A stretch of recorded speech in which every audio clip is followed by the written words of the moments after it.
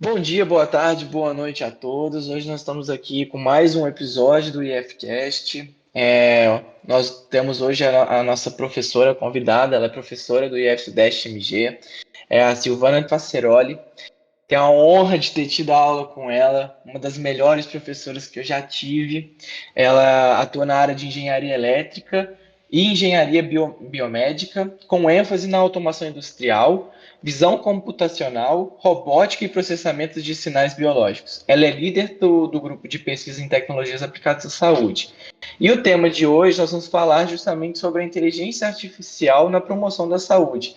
Silvana, se apresenta aí para o pessoal, por favor. Obrigada, Bernardo. Obrigada pelo convite de estar aqui. Olá para todos que estão aí nos ouvindo. Bom, a minha trajetória, né? Eu sou engenheira eletricista e atuei nessa área por muitos anos. Sou professora lá no Instituto Federal, aqui no campus Juiz de Fora, há 23 anos. E de uns anos para cá eu comecei a me interessar, já que eu trabalhava com processamento de sinais já desde a época do meu mestrado, né? Muitos anos atrás. Eu me interessei muito pela área da saúde e aí eu comecei a aplicar, né? Então, de uns anos para cá eu venho trabalhando principalmente com a inteligência artificial aplicada na área da saúde. A inteligência artificial eu conheci bem lá no início das principais técnicas atuais, lá na década de 90, e fiquei assim apaixonada pela inteligência artificial. Nunca mais consegui parar de trabalhar com isso. E me interessou muito aplicar na área da saúde. Então, nós também temos outros trabalhos onde não envolve inteligência artificial, mas a grande parte envolve a parte de principalmente machine learning. Giovana, antes da gente começar a abordar o tema de vez assim, será que você podia dar uma palhinha sobre os seus principais trabalhos, o que você está desenvolvendo agora, o que você já desenvolveu, que você Claro. acha que é o mais relevante assim? Ótimo. Para ajudar a contextualizar, nós temos um grupo de pesquisa que é de tecnologias aplicadas à saúde, que não é um grupo de pesquisa só do Instituto, é um grupo de pesquisa também externo, porque envolve a área da saúde lá na Universidade Federal de Juiz de Fora. E aí nós trabalhamos diversas análises também, principalmente, né, com o pessoal da fisioterapia. Então, nós temos, eu vou tentar lembrar todos os projetos, são muitos projetos, o grupo é grande. Eu coordeno o Labtec Saúde lá no Núcleo de Informática. E nós temos uma das áreas, análise de sinais elétricos humanos, né, onde a gente trabalha com o sinal de EMG, ECG e EEG, né, então eletroencefalograma, eletrocardiograma e eletromiograma. A parte de análise de eletromiograma, nós temos trabalhado assim bastante coisa junto com a universidade, lá com o pessoal da fisioterapia, porque aí nós conseguimos fazer a coleta e já trabalhar diretamente no sinal. Então, muita coisa a gente quer comparar com métodos de observação, né? Então, comparar os dados elétricos humanos com os dados em observação. Análise de sinais de eletroencefalograma. Então, a gente tem, por exemplo, uma linha interessante, que é a análise de alguns distúrbios, né, que a gente pode encontrar no sinal cerebral. Nós temos também uma outra linha que também seria para ativação, então, por exemplo, EMG para ativação de prótese, ECG, EEG, né, eletroencefalograma para ativação de prótese também, então é uma outra área que nós estudamos. Então temos alguns projetos só com a prótese, então a gente estuda toda a linha, né? Começa lá no sinal, depois passa pelos circuitos que envolvem e finaliza na parte mecânica. Porque o nosso grupo, né, tem a professora Sara da mecânica, o professor Tiago e o professor Márcio, que são da área de eletroeletrônica, e eu representando lá a área da informática, sem contar, né, os professores externos da área da saúde. Então, nós temos uma parte completa. Então, também analisamos, desenvolvemos próteses e órteses, né, principalmente tentando buscar um baixo custo, usando a impressora 3D. Então, também temos alguns trabalhos nessa área. Nós estamos hoje desenvolvendo uma outra linha também. Hoje nós temos um projeto que está em andamento, que é um projeto que alia a game terapia essa parte, né? A gente vem desde da parte mecânica, do encaixe da cadeira de roda para uma estrutura para crianças, análise da fisioterapia que a criança faz, né? Então, de movimento de pé e de movimento de mão, nós captamos esses sinais e eles revertem num jogo. Então, a criança faz a fisioterapia jogando. Então, esse projeto especificamente, que o nosso objetivo é doar essa estrutura toda que nós estamos desenvolvendo, o objetivo é que a gente possa doar lá para o HU, né, eles possam realmente usar lá com as crianças. Então, temos essa linha também, né, os jogos sérios também. Eu trabalhei um pouco com a parte da matemática também, com os jogos sérios voltados para crianças autistas. Então, temos uma linha também de pesquisa em jogos. E sempre relacionado, né? Relacionado com a estrutura, com a estrutura eletroeletrônica, dos sinais que a gente pode capturar e também reverter na área do jogo. Então, o que eu estou lembrando são esses projetos, mas eles, né, se dividem em vários. Temos também uma linha em imagens médicas. E hoje a gente tem alguns trabalhos bem interessantes. Eu friso aqui o trabalho do Vitor, que ele faz um estudo profundo de imagem de ressonância magnética em cérebros de pessoas com autismo e pessoas em grupo controle. E aí a gente está tentando mapear qual região do cérebro mais ativa a rede neural, né? Esse é um projeto especificamente de inteligência artificial, que tenta encontrar aí qual é a região que mais é ativada na rede neural com relação a essa diferença de imagens cerebrais. Então, essa é uma outra linha que a gente trabalha, que é a linha de imagens. Com imagens também, a gente acabou de defender até um trabalho de TCC, na verdade foram 2 trabalhos agora, da engenharia mecatrônica, onde a gente usava a imagem para mapear, né, todo o movimento, porque a análise da maioria dos movimentos ela é de observação, né, do profissional da saúde. E a gente está tentando colocar aí uma imagem, né, uma imagem simples, barata, né, do próprio celular, por exemplo, fazer todo o rastreamento articular do ser humano. Então, os projetos que eu estou lembrando agora são esses. Silvana, eu tô até um pouco em êxtase aqui, porque são vários projetos, todos eles me encantando. Uma coisa que, se eu pudesse, eu destrincharia todos eles. Eu estou realmente sem palavras. Eu juro para você, eu estou um pouco sem palavra aqui quanto a isso, porque são várias coisas que me deixam muito empolgado de ver o rumo que a ciência está se tomando, o rumo que a área médica, a área da saúde está tomando, né? Essa integração da inteligência artificial, da inteligência robótica associada à saúde, me empolga muito, muito. E eu só consigo ver vantagens para esse desenvolvimento tecnológico, porque, igual você estava falando, todos esses processos, você consegue ter um tratamento mais avançado para o seu paciente, você vai conseguir ter uma abordagem melhor, você vai conseguir ter uma exatidão de diagnósticos mais precisos e mais rápidos também. Então, eu acho uma coisa maravilhosa. Eu queria que você dissertasse um pouquinho mais sobre essas vantagens. O que você vê que a humanidade vai conseguir extrair de bom dessa inteligência artificial para a saúde? Quais são as vantagens desse avanço? Eu acho que assim, um item muito importante da gente falar, para começar a conversa, é a questão que eu compreendo que existem várias linhas que vão dizer, olha, a inteligência artificial trouxe algumas coisas ruins, né? Diversos programas aí que não nos interessam, e eu acho que isso vai acontecer em tudo. Eu acho que a gente precisa olhar para o que é bom e ir atrás disso, né? Eu acho que esse ano que passou foi um ano onde a gente discutiu muito essa questão da inteligência artificial, tanto que a Semana de Ciência e Tecnologia do ano passado foi esse o tema. E eu até fiz uma palestra sobre isso, né? Falando essa questão de que coisas ruins vão ter em qualquer área e em qualquer momento. Então, acho que é só a gente deixar isso de lado e frisar no que é bom. E no que é bom, eu vejo muita coisa interessante. E vejo também que muitas vezes as pessoas conhecem, né, no seu dia a dia apenas aquela coisa básica. Por exemplo, eu posso fazer uma telemedicina. É claro que a telemedicina é super interessante, super bacana agora, né, com essa questão da Covid, mas a gente tem tanto mais do que isso, tanto além disso.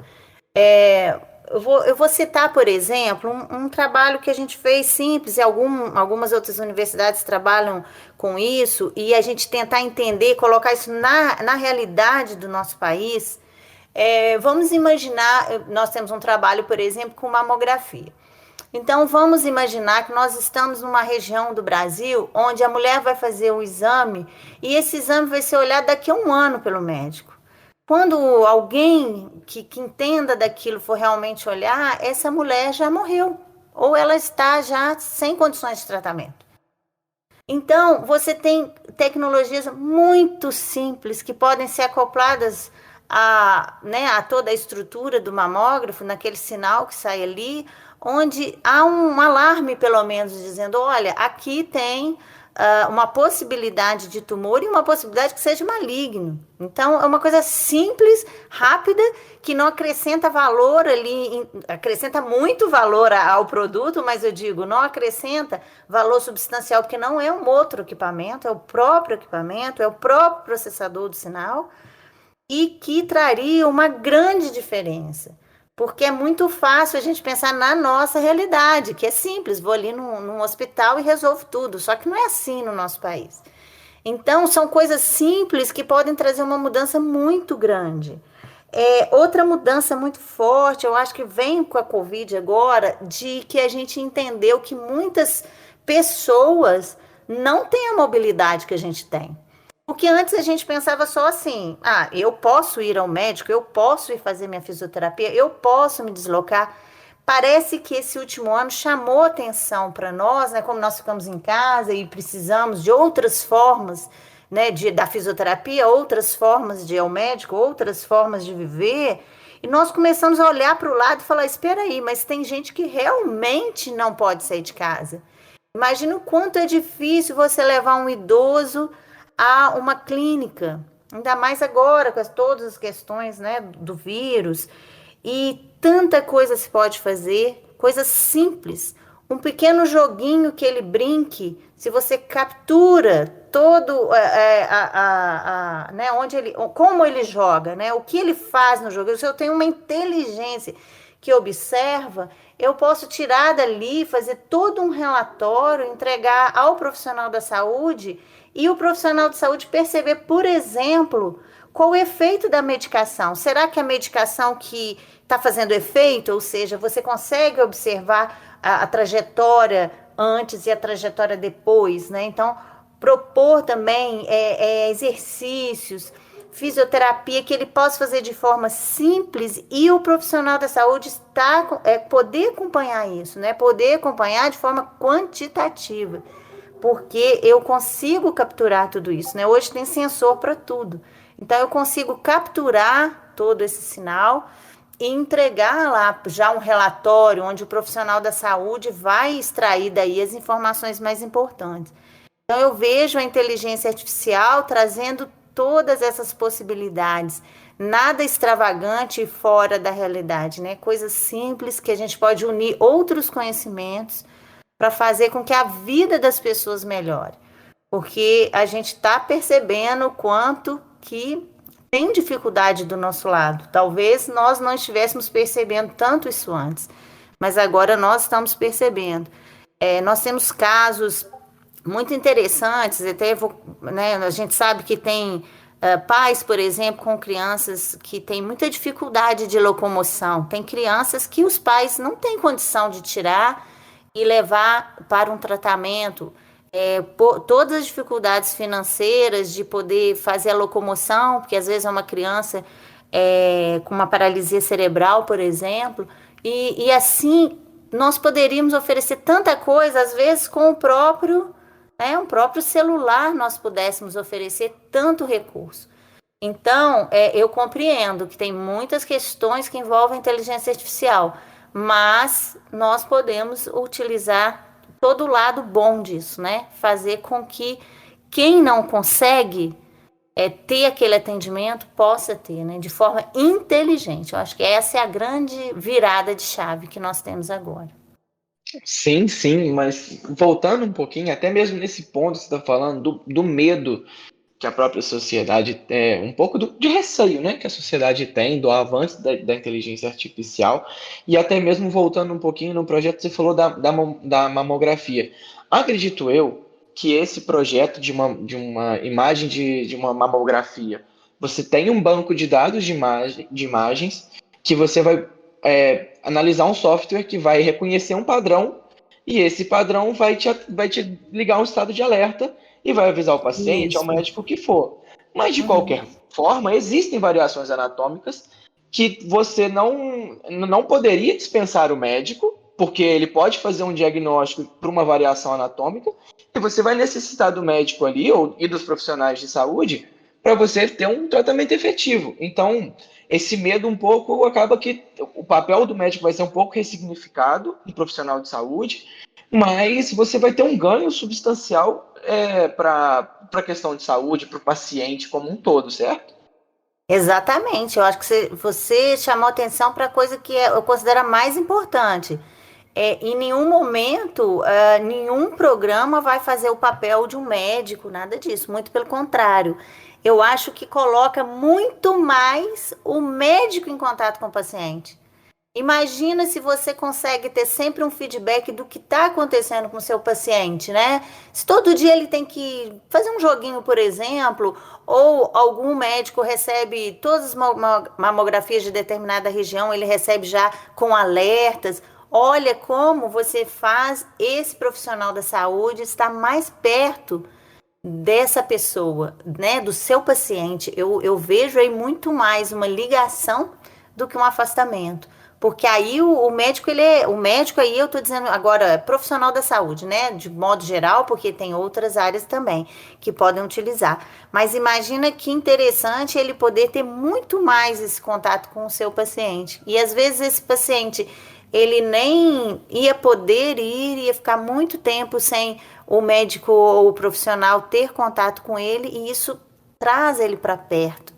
Então, eu acho que você abordou uma coisa muito importante, porque é exatamente, né? Parece que a inteligência vem substituir, não, ela vem potencializar o trabalho da área da saúde.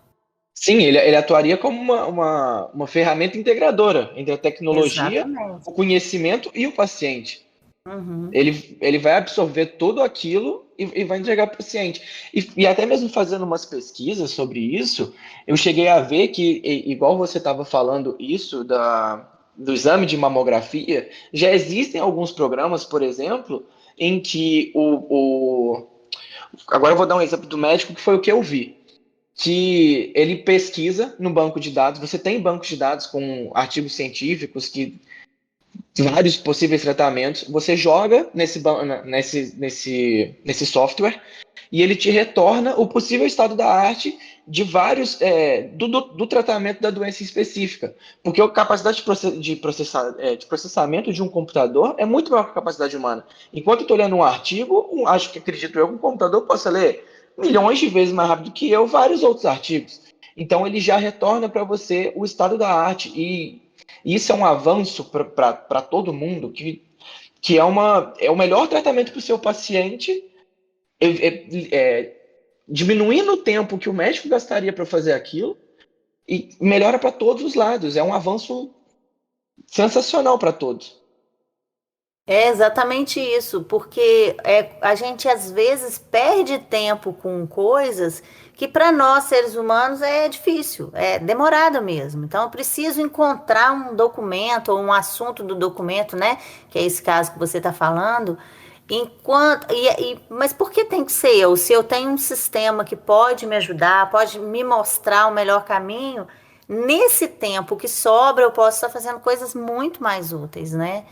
Então, eu acho que você chamou atenção para algo que eu acho espetacular. Melhora muito, né, essa qualidade, porque o seu tempo se torna muito melhor, seu tempo se torna mais preciso, né, com essas informações.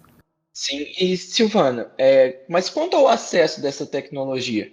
Porque acredito eu que, igual hoje, você tem alguns gadgets inteligentes, igual esses smartwatches, você coloca, eles conseguem monitorar a sua saúde. Você tem smartwatch hoje que fica tomando conta da, dos batimentos cardíacos, eles tomam conta do sono, eles conseguem fazer eletrocardiograma, eles conseguem fazer diversas coisas. Mas você também, por outro lado,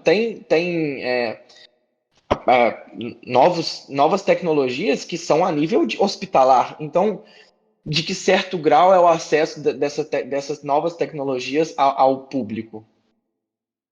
Então, tudo isso ainda está em fase de desenvolvimento, né? Então, muita coisa ainda não chegou. E outra coisa muito importante nessa fala é que muita coisa ainda é muito restrita porque ela não é desenvolvida aqui.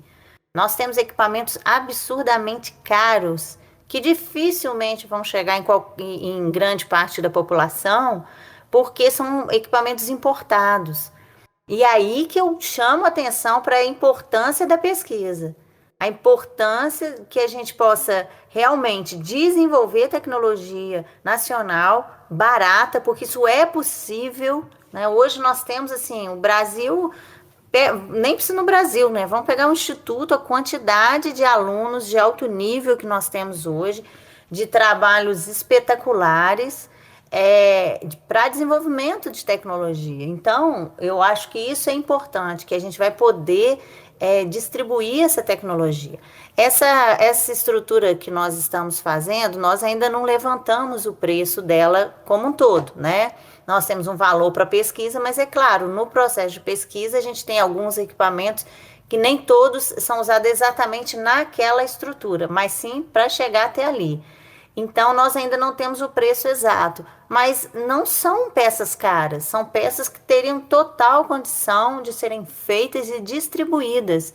Imagina se a gente pudesse ter várias crianças em situações mais complexas de se fazer uma fisioterapia, você pudesse levar esse equipamento e a criança fazer né, uma criança com uma dificuldade de locomoção pudesse fazer, né, o fisioterapeuta poder levar esse equipamento. Então a gente está buscando isso também, fazer coisas em formas de tapete, coisas que sejam assim alegres para as crianças e ao mesmo tempo que seja prático para o profissional da saúde, para que o profissional consiga, né, realmente difundir essa tecnologia mesmo, levar para as crianças.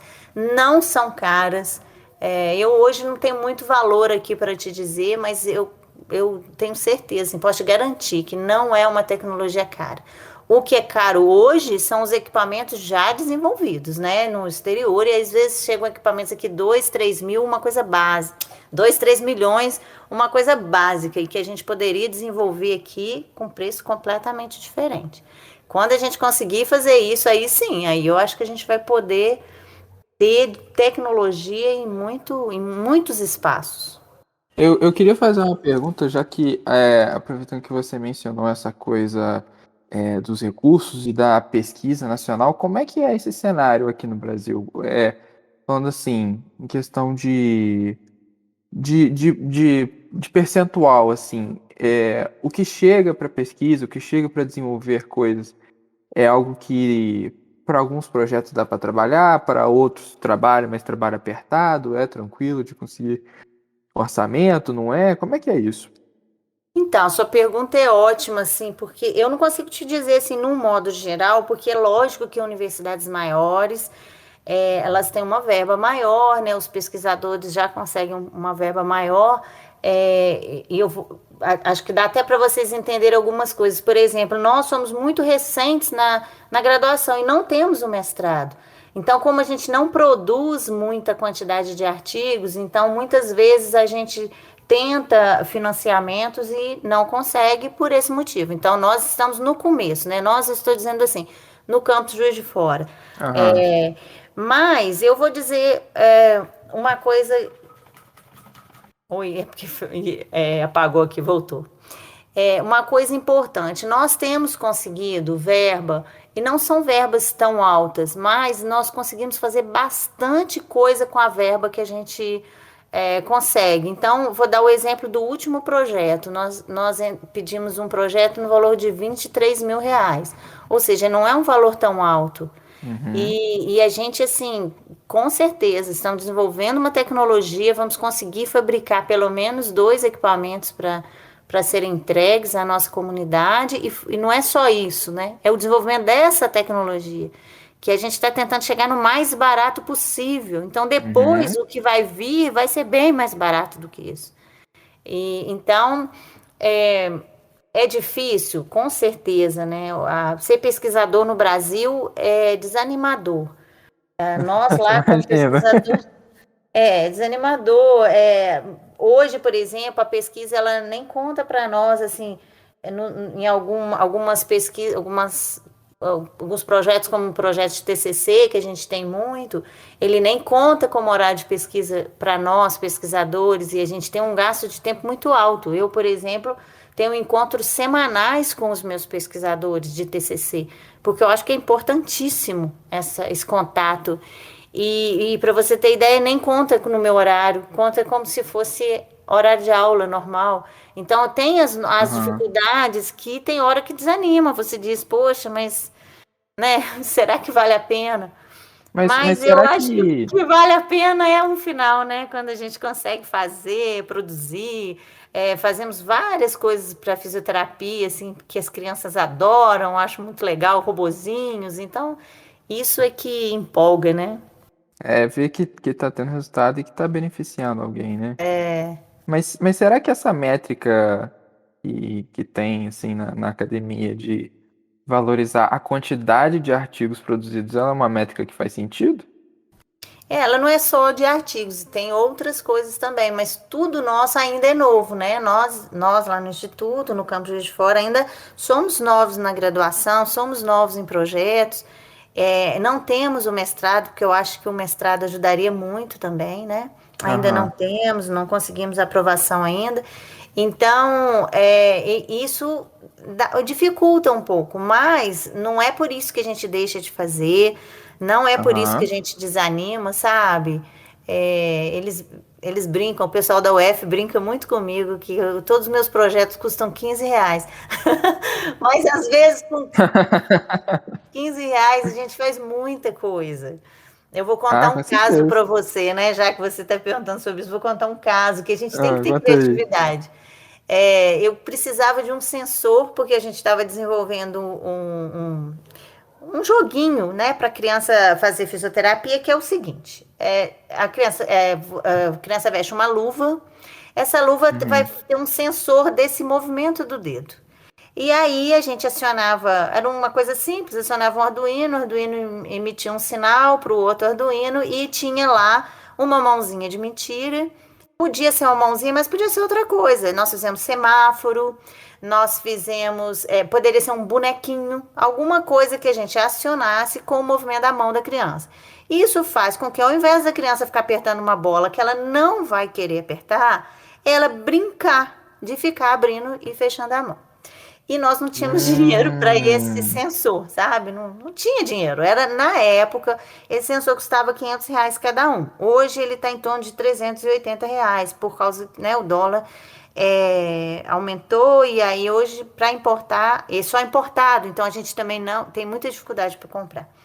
Aham. Aí não tinha como.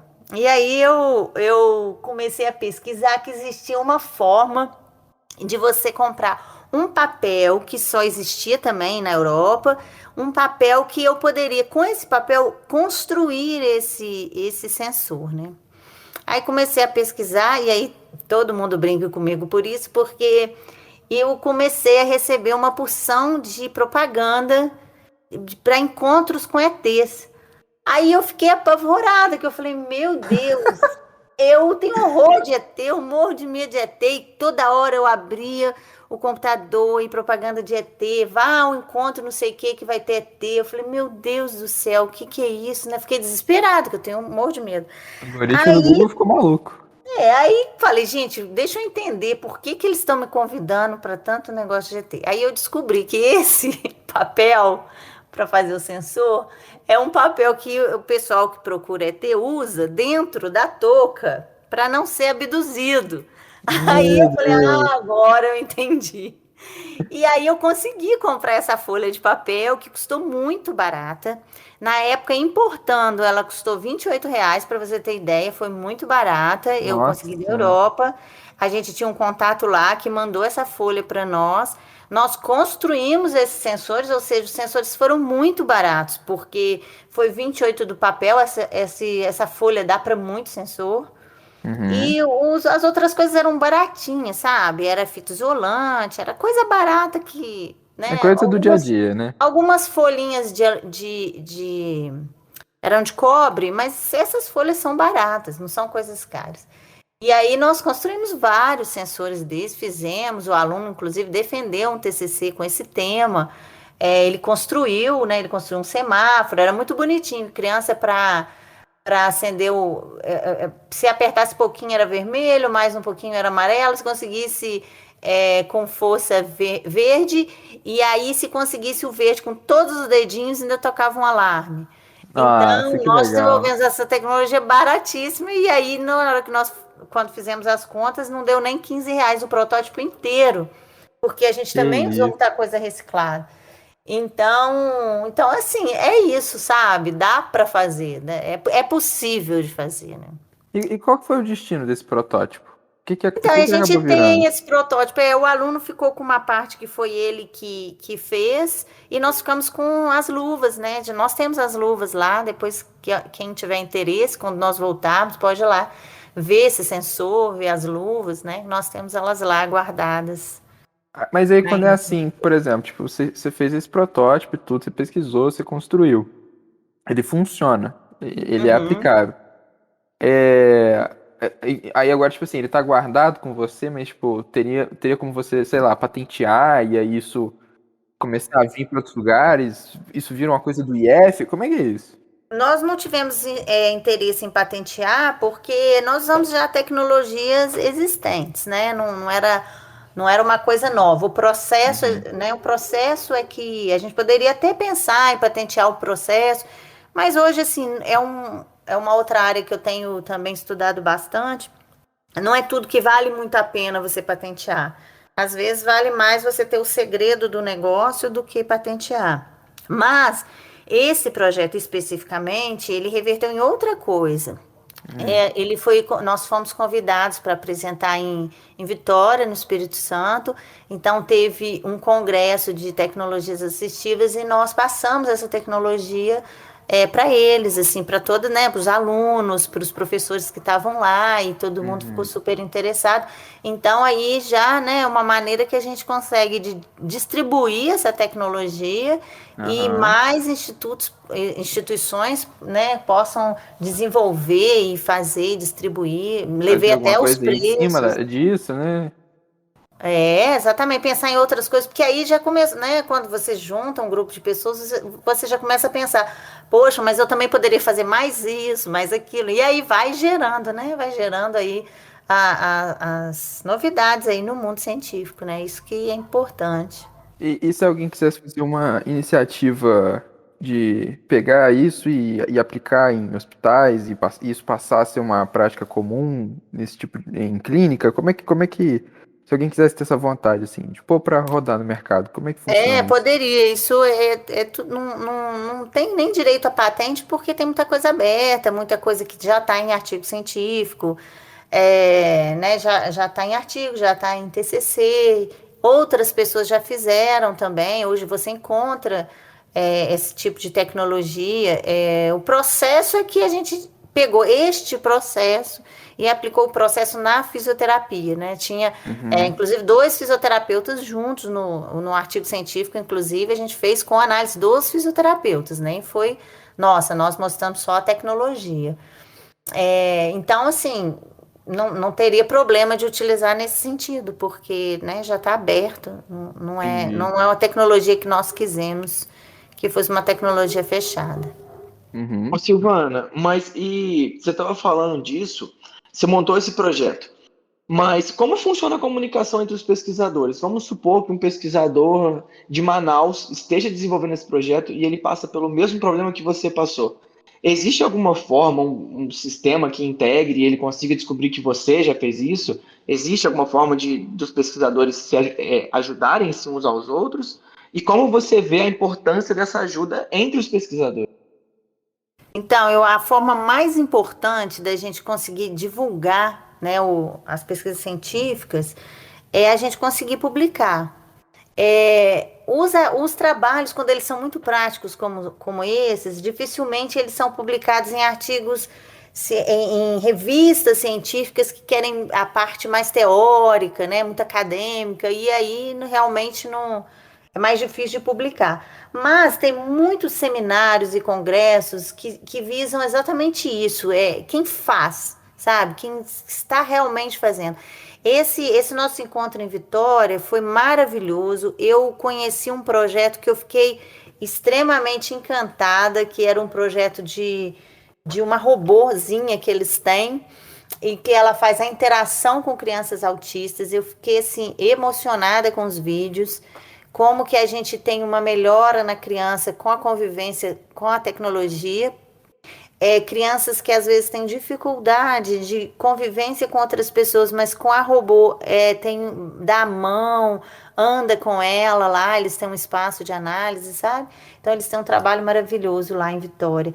E então eu fico muito encantada com isso, da gente poder trocar, né? Aí eu fui, conheci o laboratório deles. Então esses encontros, eles são muito importantes para quem realmente está ali tentando fazer alguma coisa que seja tecnologia nacional, barata e que chegue às outras pessoas, né? Não é um conto de questões empresariais que são sempre fechadas e a gente não sabe o que está acontecendo. Mas essa troca, né, importantíssima. Então, o canal mais importante é o canal da divulgação científica mesmo, os seminários, os encontros. Agora, com a pandemia, teve mais essa questão da gente estar longe, porque esses encontros são interessantes serem presenciais, porque a gente conversa, né? Tá na hora do almoço, conversa, ou no lanche, pode conversar, trocar ideia. É realmente muito interessante. E eu acho que essa é a melhor forma, sabe? É a melhor forma da gente conseguir divulgar nossos trabalhos. Sim, sim. E como você vê o cenário global, principalmente brasileiro, e as áreas promissoras no Brasil mesmo, das pesquisas? Na nossa área específica, né, que você está dizendo? Sim, sim. Então, o que eu acho que a gente está enxergando, com tudo isso que a gente está vivendo agora, Bernardo, eu acho que a coisa muito importante que vai sair de tudo isso, né? Claro que foi um tempo muito difícil, mas ao mesmo tempo foi um tempo de muito aprendizado. E eu vejo que a gente consegue enxergar a cooperação, né? Até interliga um pouquinho com o que você acabou de dizendo. Sim, sim. Então, o que eu acho que a gente está enxergando, com tudo isso que a gente está vivendo agora, Bernardo, eu acho que a coisa muito importante que vai sair de tudo isso, né? Claro que foi um tempo muito difícil, mas ao mesmo tempo foi um tempo de muito aprendizado. E eu vejo que a gente consegue enxergar a cooperação, né? Até interliga um pouquinho com o que você acabou de dizendo. Sim, sim. Então, o que eu acho que a gente está enxergando, com tudo isso que a gente está vivendo agora, Bernardo, é cooperação. Aí a gente vai ter um avanço muito grande. E o Brasil é muito criativo, né? O brasileiro é muito criativo. Eu vejo nossos alunos defendem trabalhos de TCC ou os trabalhos de iniciação científica brilhantes, excepcionais. Isso vai fazer a gente mudar. Porque realmente a gente não tem verba para nenhum equipamento de 2 milhões, né? A não ser um grande hospital. Porque fora isso não tem, né? Uma casa ali de ajuda a uma criança portadora de deficiência, né? Uma criança deficiente, ela não vai ter essa verba. Então é assim que a gente vai realmente divulgar tudo isso, fazer com que isso aconteça. Então eu vejo hoje a palavra-chave é a cooperação. Só assim. Silvana, mas fugindo um pouquinho desse tema que a gente está tomando, é porque eu tenho uma certa curiosidade quanto a isso. Eu tinha citado sobre os relógios inteligentes, que eles estão monitorando a gente o tempo inteiro e que eles trazem muitos ganhos para a saúde, igual eu lembro de já ter visto um caso de um senhor idoso que morava sozinho e ele sofreu uma queda e o relógio dele detectou uma queda e perguntou se Uhum. estava tudo bem. Ele não conseguiu, ele realmente teve um acidente, ele estava desacordado e ele não respondeu ao chamado do relógio. Nisso, o relógio enviou uma mensagem de emergência para todos Uhum. os contatos próximos dele. E um filho chegou e conseguiu socorrer ele, levar ele para o hospital e salvou a vida desse senhor. Então, eu queria te perguntar que até certo ponto você acha que vale a pena a gente perder a nossa privacidade, a gente ter nossas informações compartilhadas para ganhar esses avanços que a tecnologia tem nos dado. Porque, igual nós temos alguns, tem mesmo prontuários médicos eletrônicos, que você vende, acaba que você acaba vendendo a informação sua para Uhum. alguma marca, mas você tem um ganho muito grande, como nesse caso, você ganha monitoramento, saúde. O que você acha disso? Você acha que vale a pena perder a privacidade para ganhar nesse ponto? Então, a questão da privacidade, ela é muito pior do que a gente imagina, né? Acho que nós chegamos em alguns pontos assim que realmente é complexo. Hoje nós temos sistemas que, se você passar em frente a uma loja, detecta você e já manda para o seu celular uma mensagem de propaganda daquela loja. Principalmente em alimentação, né? Que aí você, poxa, mas realmente, né? Eu podia comer um chocolate, alguma coisa assim, já te induz. Então, isso não tenha dúvida. Tudo que a gente faz hoje já é uma venda, né? Se você, qualquer loja que você for que perguntar o seu CPF, vai vender os seus dados. Hoje é um ramo, né? A venda de dados. Então, eu tenho estado muito próxima das questões das startups, conhecendo mais as empresas, tecnologias, e eu tenho visto assim como realmente nós estamos nesse mundo dos dados, né? Hoje o Big Data é a nossa grande questão mesmo. Agora, tem dois aspectos. Um que eu acho que quando aquilo vale mais a pena do que você perde, é o que você falou, né? E também, nós também temos formas de reduzir, né, a informação. Porque nem tudo precisa virar informação, né? E aí que está na questão mais complexa, que é a questão do desenvolvimento tecnológico. Eu não sei um produto que vem de algum lugar que eu não tenho confiança, então eu não sei o que ele está capturando meu e vendendo. E aí sim, aí eu acho que o nosso desenvolvimento de tecnologia, como esses relógios de detecção de queda, por exemplo, são sensacionais. Eles não precisam estar ligados a absolutamente nada que seja íntimo seu, né? Até, falando íntimo até em relação a sinais humanos mesmo, né? Ele não precisa nem estar detectando nenhum sinal vital, ele pode ser só para queda. E ele imagina um de queda, e ele pode ser queda em movimento, né? A pessoa está muitas horas na cama e não levanta, ou como você falou, muitas horas no chão e não se mexe. Então, também podemos pensar, e eu acho que isso aí é uma linha importante, em desenvolver coisas que também não exponha tanto o paciente, né? Várias análises. Então, é, é, é uma. É uma questão que, por um lado, realmente é difícil, por um lado, é isso que está acontecendo mesmo. Nós temos hoje uma venda enorme de dados, empresas que são especialistas nisso, e, por outro lado, é o que você disse, a gente também pode ter ganhos muito grandes, né? Silvana, já Oi. entrando aqui, enquanto eu estava escutando essa aula maravilhosa sua, Obrigada. eu montei algumas perguntas aqui e querendo voltar lá no inicinho, você tinha comentado sobre a machine learning. Qual que é a diferença dela para a inteligência artificial? Então, o que a gente tem em desenvolvimento mais antigo é a parte da inteligência artificial, né? A inteligência artificial, ela vai aprender alguma coisa, mas não necessariamente por um processo repetitivo. Então, deixa eu pensar um exemplo aqui para você. Eu vou desenvolver um algoritmo que ele vai otimizar alguma coisa ou tomar uma decisão ali, sem você ter que ficar repetindo aquele processo de aprendizagem. Então, esses algoritmos que são inteligentes, eles não deixam de ser algoritmos inteligentes. Eles são algoritmos muito inteligentes. Nós temos muitos robôs que funcionam só com inteligência, sim, de que eles vão ter posicionamento e tudo, mas não vai estar relacionado a um processo de repetitivo de aprendizagem.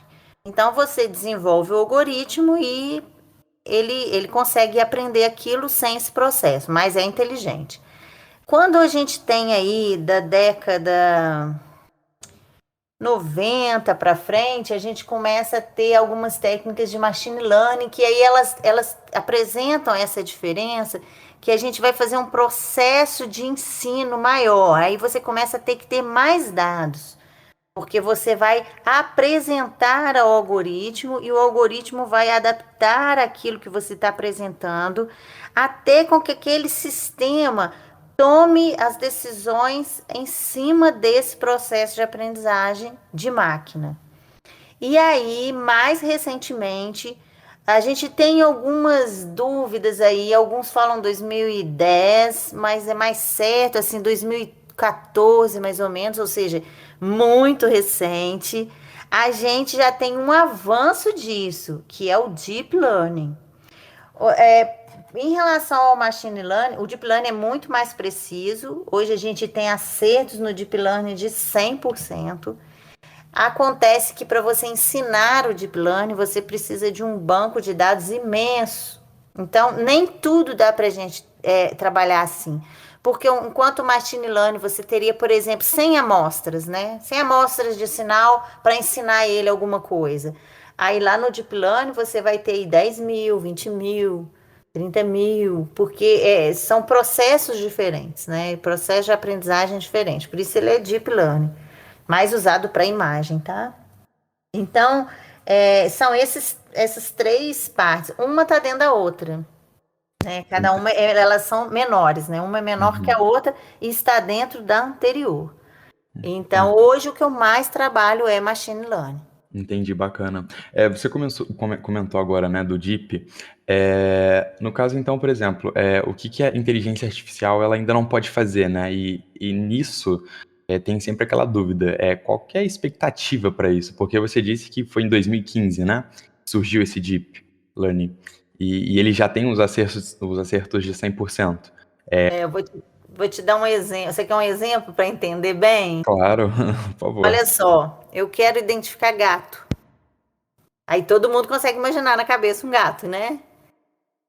Aí, se eu quiser identificar gato com machine, eu vou ter que pensar. Então, eu vou pegar lá a carinha dos gatos. Então, eu vou pensar em carinha. Então, eu vou pôr opção de carinha de gato. Vou tirar lá 100 fotos de gato aí que eu encontro na rua, da carinha do gato.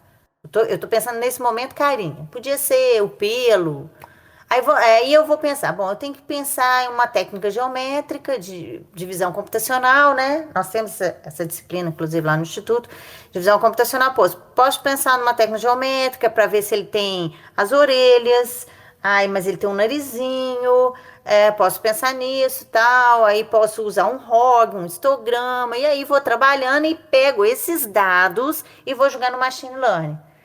E aí, se ele estiver analisando carinha de gato, ele vai dizer, isso é carinha de gato, isso não é carinha de gato. Uhum. Mas eu queria ver gato que é marrom para gato que é cinza. Então, eu vou pensar em alguma coisa sobre cor. Beleza. Agora, se eu pegar um gato e colocar uma fantasia no gato e deixar só a cara dele, muito possivelmente o Machine Learning não vai achar, porque ele precisa da informação do gato, todas as informações do gato, do que ele estiver analisando. O gato está de costas, então o gato está de costas, eu não vou pegar a carinha do gato, então eu não vou saber se é gato ou se é cachorro, porque ele está de costas, eu perdi uma forma de pegar as informações que o Machine precisa. O Deep, como ele pega muitas imagens, e ele vai recortando muitos pedaços, né? Isso que o profundo dele é isso. Ele tem muitas camadas de processamento. Ele vai recortando infinitamente aquilo ali. E ele tem um processamento muito longo. Nós temos um processamento que nós fazemos de ressonância magnética, que é de um dia para o outro. Então, é um processo longo. Aí, o que acontece? Como ele tem muita informação, aí não preciso de eu estar olhando especificamente para a carinha, ou especificamente para cor. Você vai julgar um gato na imagem, o gato pode estar misturado na opção de coisa, o gato pode estar fantasiado. Ele vai achar um pedacinho de gato na sua imagem. Por isso ele é tão preciso. Mas o que é o peso dele? É um processamento absurdamente grande e muita imagem, né? Mais especificamente o Deep Learning é muito usado em imagem, e uma quantidade de banco de dados imenso. Quem usa muito isso? Você vai ver Facebook, Instagram, mas também nós estamos falando de outra realidade. O Google é outra realidade. Eles têm processamento e eles têm quantidade de imagem para fazer comparação, né?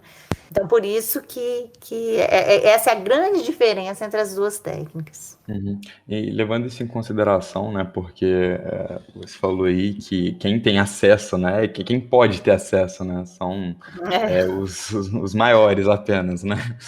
E aí, mas entrando nisso, quais são os principais desafios que você acaba enfrentando para desenvolver uma IA, por exemplo?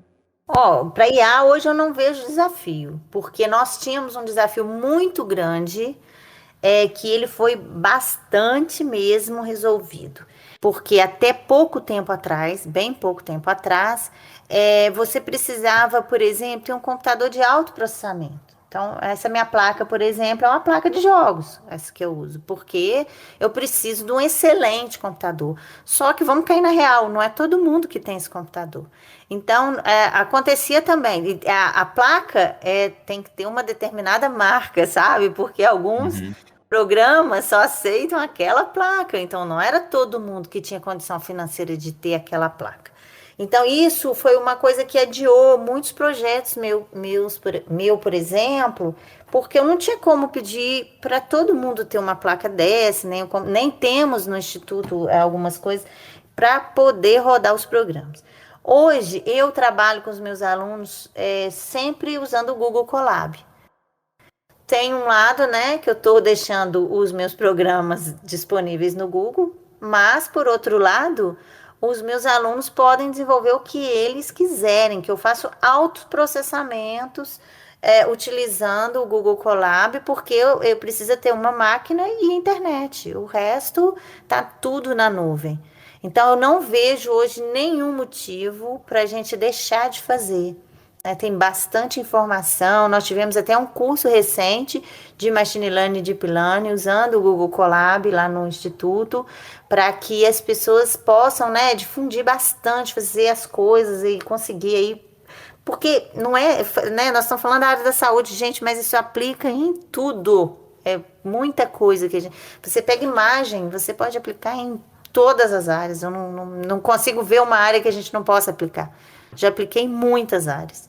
Então, eu não vejo tanto problema hoje. Então, hoje eu consigo fazer muita coisa. Meus alunos, onde eles estão? Hoje eu consigo, a maioria dos meus TCC são com inteligência artificial, todos os meus alunos estão programando, todos conseguem fazer testes assim que há pouco tempo atrás nem eu conseguia. Muito bacana. Tinha comentado, né, sobre as tecnologias e como elas são aplicadas, né, à saúde e como ela afeta diretamente, né, no progresso de um paciente, por exemplo.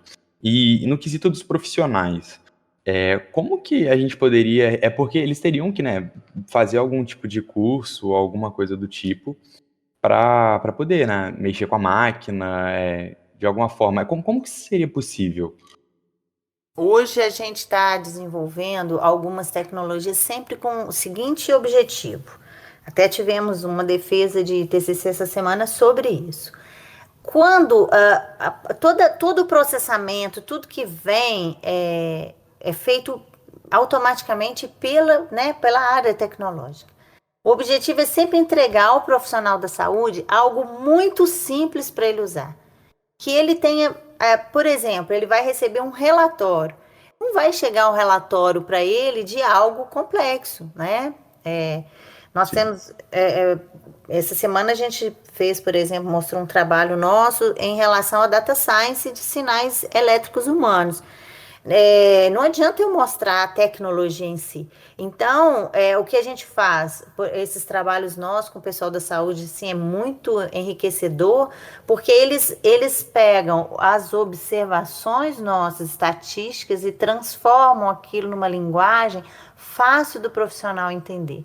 Então, essa linguagem, os equipamentos sempre muito simples, de forma que só precisa ligar, e esses equipamentos já estão acoplados em coisas do dia a dia, que a gente pode, né, um profissional simplesmente ligaria na energia, né, os tapetes, essas ideias de algo, né, formas da criança jogar, por exemplo, tudo uma forma simples. Então, a gente tem esse cuidado de transformar a tecnologia na linguagem do profissional da saúde, porque realmente nem todos têm né, gostam, e não é da área deles. E uma coisa muito legal que a gente tem começado a pensar e desenvolver, que também são tecnologia para o aprendizado. Porque se você começa a ter sistemas onde já entrega para o profissional da saúde formas dele estudar estatisticamente um sinal eletromiográfico, por exemplo, né? Você analisa um atleta. E se você já entrega a estrutura estatística para ele pode estudar, né?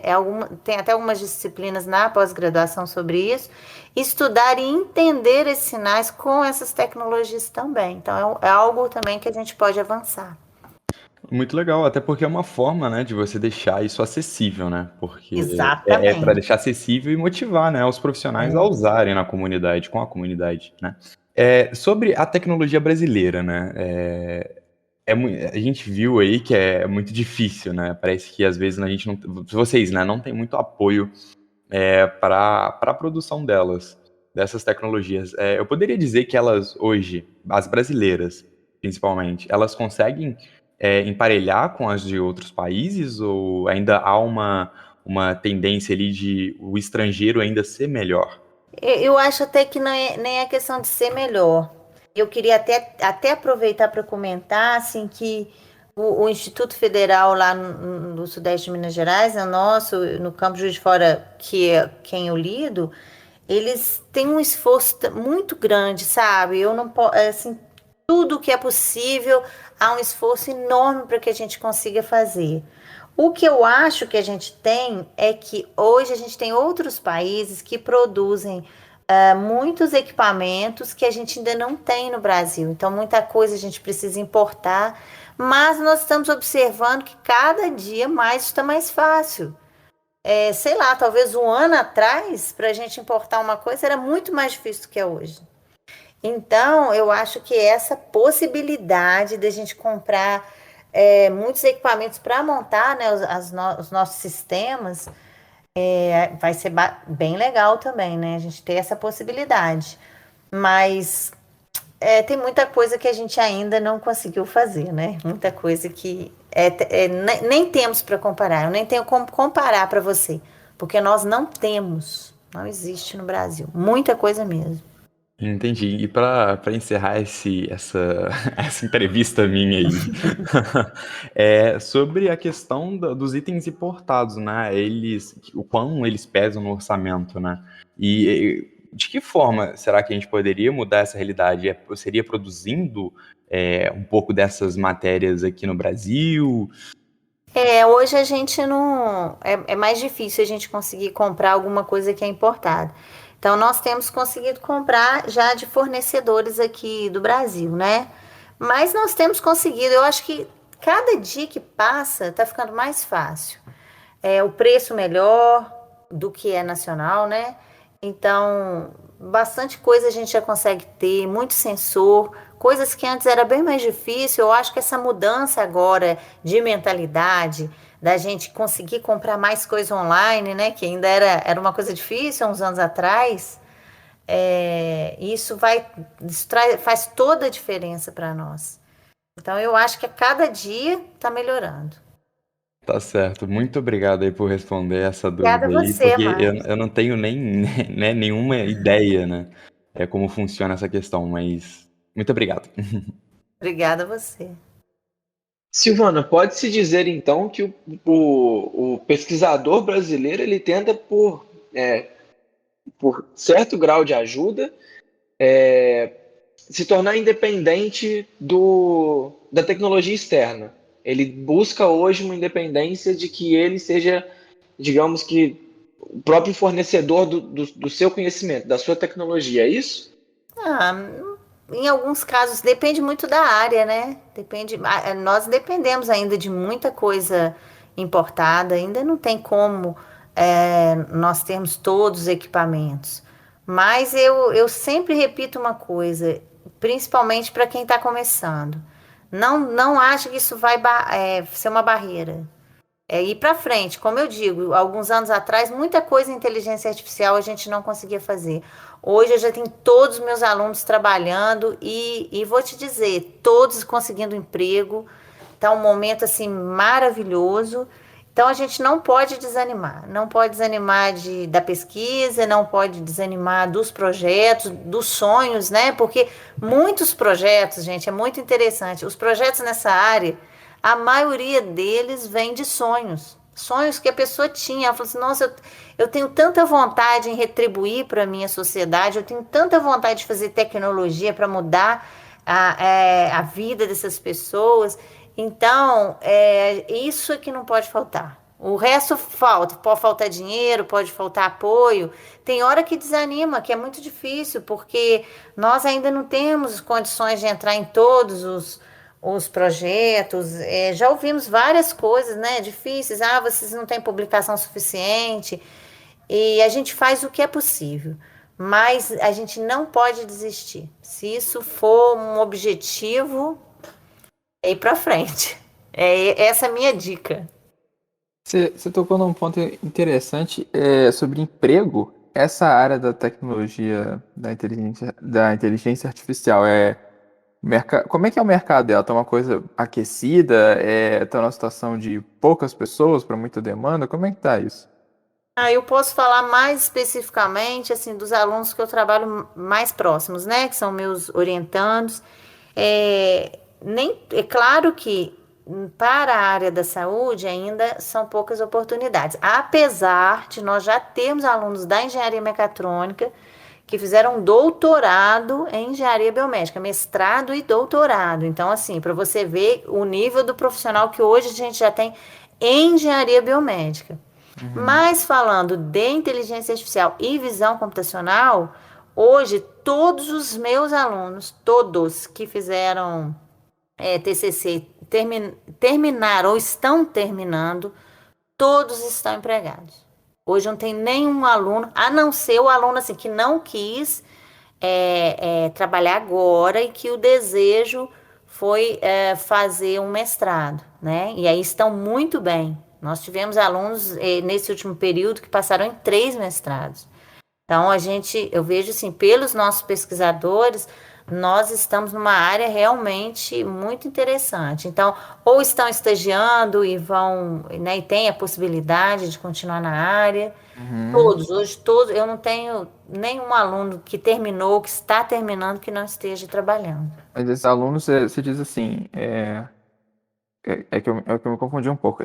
Os alunos que já estão para terminar, se diz terminar a graduação ou... A graduação. Ah, tá. A Então graduação. tem alunos só com graduação que também já estão conseguindo emprego, que não fizeram mestrado, que não avançaram. Nem fizeram mestrado e já estão empregados. Olha só. Quem se dedica a essa área, né? Eu falo um pouco mais em relação à mecatrônica, que eu tenho mais alunos da mecatrônica, mas os que eu tenho do sistema de informação também estão todos empregados e no mestrado. Todos os meus alunos que terminaram do sistema de informação agora recentemente não tem mais nenhum, né? Ou estão no mestrado ou estão trabalhando. Que ótimo. Então é uma área que está muito aquecida. E é interessante porque sempre eles falam assim, professora, mas eu não quero qualquer estágio. Eu quero um estágio assim que fala de inteligência, né, que eu tenho essa possibilidade de usar visão computacional, e acaba que eles conseguem. Tem alunos que estão estagiando em Campinas, São Paulo, então tem várias oportunidades. Silvana, eu tô amando a nossa conversa, de todos nós, mas o nosso tempo está chegando, já estamos quase extrapolando o horário. Acho que a gente até extrapolou um pouquinho do horário do tempo previsto para cada nosso episódio. E eu queria te agradecer em nome de toda a equipe. Posso falar que, particularmente, em nome de todos, foi uma conversa sensacional. Foi maravilhoso passar esse tempo com você, conhecer mais a fundo dessa área. Queria te agradecer muito mesmo. E queria te perguntar se você quer falar mais alguma coisa, acrescentar mais alguma coisa, deixar algum recado. Eu quero só agradecer todos vocês. Foi tão gostoso, gente, que eu não vi a hora passar. Eu nem imaginava que a gente tá esse tempão aqui. Mas que Passou rápido delícia. mesmo. Passou muito rápido, que delícia. Todo mundo com perguntas excelentes. É tão bom, né? É tão bom a gente ter conversas de alto nível, ver que vocês estão interessados, que vocês fazem, assim, perguntas maravilhosas. E eu acho que foi muito bom. Quero muito agradecer. Agradecer a Márcia também e agradecer aos alunos que estão aí, que hoje eu tive o prazer de conhecê-los, né? Os que eu já não conhecia. E quando vocês precisarem de alguma coisa, nós estamos à disposição.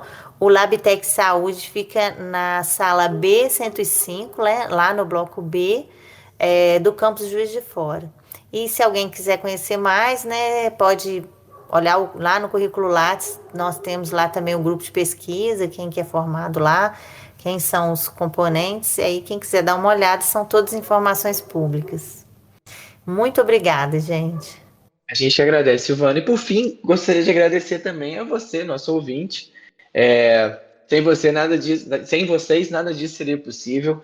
Queria pedir para vocês se inscreverem nas nossas redes sociais. O nosso Instagram é @ifcastjf e no nosso canal no YouTube, que é IFCast. Se possível, compartilhe com seus amigos, compartilhe nas suas redes sociais, nos seus grupos de WhatsApp, onde for possível. E não se esqueça de ouvir a gente também no Spotify. Nós também estamos no Spotify. E é isso. Ficamos por aqui hoje com a professora Silvana. E até a próxima. Obrigado.